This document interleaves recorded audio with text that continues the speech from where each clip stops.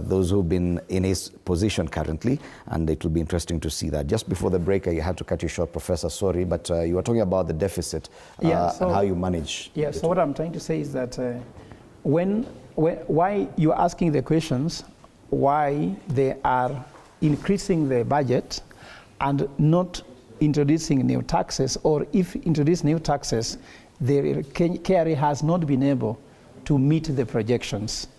Remember, KRA last time collected around 2.7 trillion. They were projecting 3-point-something trillion, but they didn't get that figure. Why they don't bother is that this budget deficit gives them room to borrow, and they can borrow at will. In fact, they increase this budget at that rate just to give them more room to borrow, because once they have got the budget passed in Parliament and put the item called budget deficit, then it is justifiable if Parliament passes that budget, because then they can justify the budget by saying this was the deficit. How do you meet your deficit? By borrowing. So that is the obvious thing, because they know they're going to get that money from borrowing and leaving Kenyans with tax burden. Fred, in very advanced democracies, there's no way someone can come as a head of state and borrow money to allow his next head of state to pay. You should come, pay part of it, and leave the next generation with lighter weight to carry. In fact, in the US, talk about intergenerational wealth. For example, your grandfather can go and buy a house and then pay at least 30% of that mortgage. Then when your father comes in to be the head of the household, your father pays around 30%, isn't it?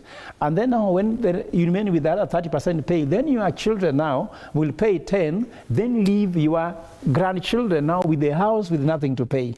But in Kenya, when Moi came, he borrowed what he borrowed, left us with a bigger hole. Kibaki came, added that hole. Uhuru expanded the hole. Now, this man has increased the hole.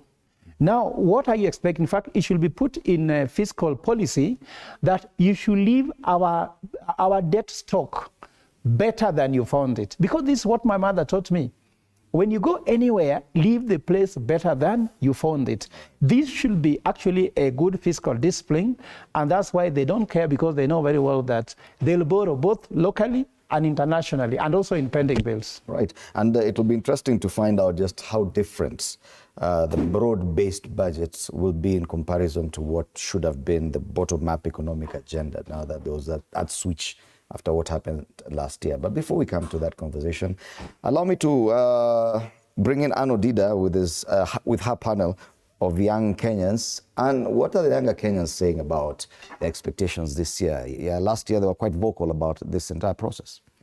Absolutely, Fred. That is the right question that we'll be asking this morning. What are the young people saying about this budget that is being read in Parliament today around 2 p.m.? Of course, the